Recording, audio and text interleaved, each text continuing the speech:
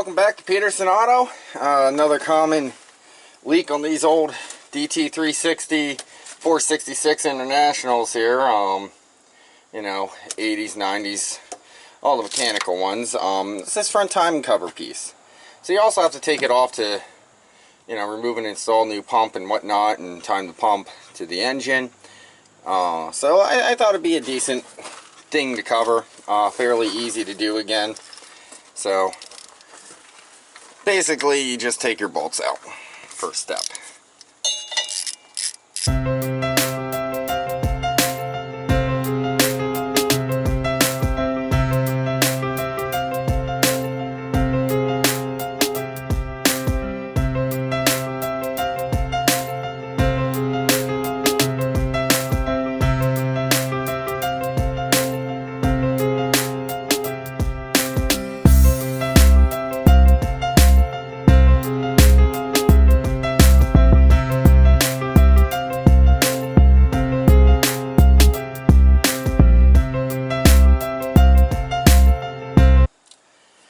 Alright, so we got 1, 2, 3 out.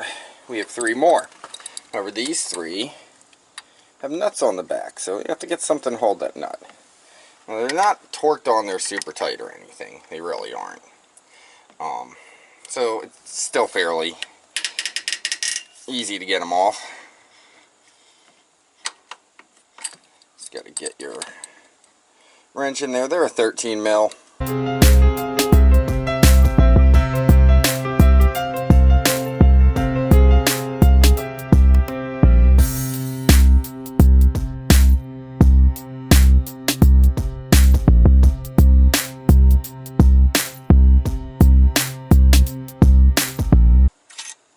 These are known to leak, and pretty good for having a leak or two on just about anything, honestly. So backside should be a 13 also, half inch technically, because these things are before the North American continent knew about, well, the US knew about metric system.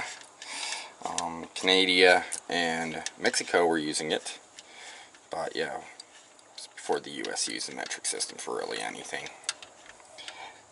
Before global markets came in. And which is funny because back then, you got what you got. You know, this US designed engine was put into a vehicle overseas. They had to have the 2 sets of wrenches. Now everyone has to have 2 sets of wrenches for anything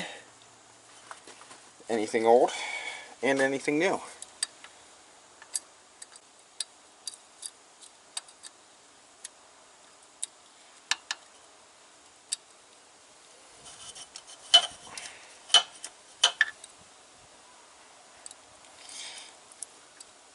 And as you can see, these are not very tight. I think the torque spec on them is only like 25 foot-pounds if you really want to torque them. Just snug them up is what I usually do. This bottom one's probably the worst.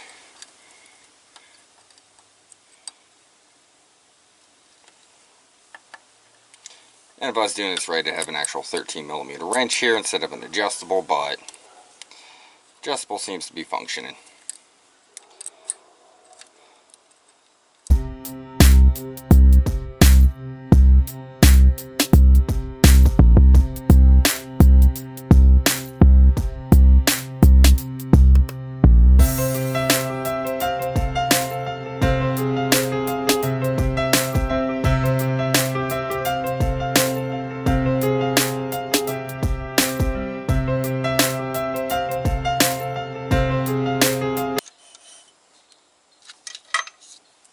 Okay, so after all those are out, take your hammer, couple gentle taps.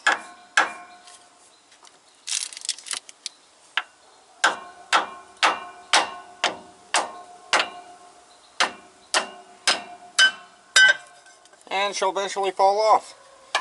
Not that hard, right? Alright. Nice and simple. We got our remainder of our gasket in there. You can actually see the timing gears. There's the pump. And there's the idler gear. Actually, I think that goes back to the cam. I think it's technically the cam gear. Don't quote me on that though. So we're going to go ahead and clear this up a little bit. Everything looks pretty good in there. I don't see any metal shavings or massive amounts of oil that looks bad or something like that. So I'm going to clean this up and come back and show you how to put it on. You can hit it with a whizzer wheel. You can hit it with a scraper. But some of this gasket is guaranteed to stick, as you can see. So I'm going to hit it with a scraper, I think. Get that cleaned up and then show you how to put the new one on. Alright, so we've got this here in the process of being cleaned up. There's some loose paint on the front of this timing cover plate. Yeah, I don't know exactly what it's called, so timing cover. We'll go with that. Anyway, there's some loose paint on it. I'm just scraping that off right now, and some extra gunky gunk. Trying to clean it up some. So you can see there we got it pretty clean. There's some areas where you're not going to get it 100% perfect with a razor blade. You could with a cookie wheel, but these gaskets usually take up a lot. And they don't fail due to a typical failure. They basically just fail because of age. They will kind of shrink down over time, and that causes them to fail. So, you know, it's not one of those things you typically see fail catastrophically. You usually just see, you know, a little seep or a little leak here and there. That's typically what you get. So that's what we have here. I have the new gasket in line with the cover. We do got to remember orientation. It's only going to go on one way. If you take a look, it should be, yes, right about there. So we're going to start with this top bolt to get everything lined up. It's going to be right here.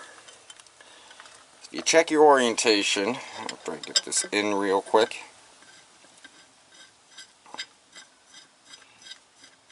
Your gasket has two extra holes. They're going to go here and down here.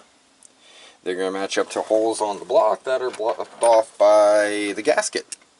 Fairly simple concept there, so you know, it shouldn't be too hard to line everything up and get it to go where it needs to go. But yeah, if you do take it all apart and forget what's going on, this video should work as a decent reference for you. You should be able to figure it out. These bolts, some guys like to put them in backwards. I'm not a fan of that. But if you do put them in backwards, it makes changing this easier.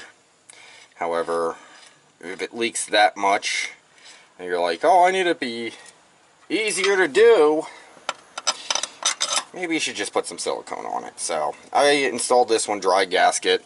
This is a low mile, low hour Florida truck. It hauled palm tree pieces around apparently most of its life, including the 400 palm tree pieces that were in the back of it when it showed up here from Florida. So that being said, we're going to at least go with the OEM style gasket one more time. If you really have a lot of corrosion on that aluminum cover plate there, by all means throw some silicone on the thing instead of a gasket, call it a day. That's just a lot more effort to take apart there, unfortunately. And there's one long independent bolt which goes in this hole. It goes way back into like the engine block there. So you want to make sure you get them in the right locations. These three are nuts and bolts, these two are short bolts, and that's a long bolt. So we're going to get in here and just start tightening them down.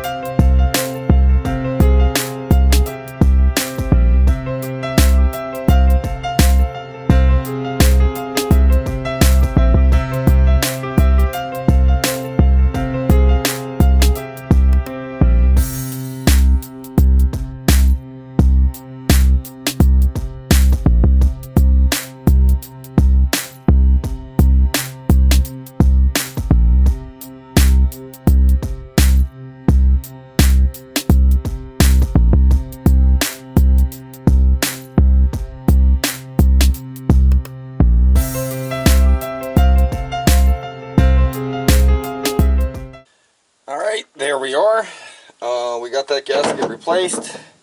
That's all there is to it. Nice, simple, easy fix on these things. You know, comes in handy knowing how to do that though. Those are a common leak spot, common leak point for these. So you want to go ahead and try to do it yourself. Very simple and easy. You need to access the pump. That's going to be your way to do it. All your front pump gears are in there. So you know, nice and easy way to replace that. That's a paper gasket there. Like I said, it's going to last a while. Usually they just kind of get hard and brittle with age, then they need replaced. So this one's new, shouldn't have any leaks on that. And if you have any questions or comments, please leave them down there. And thank you for watching, and don't forget to subscribe to Peterson Auto.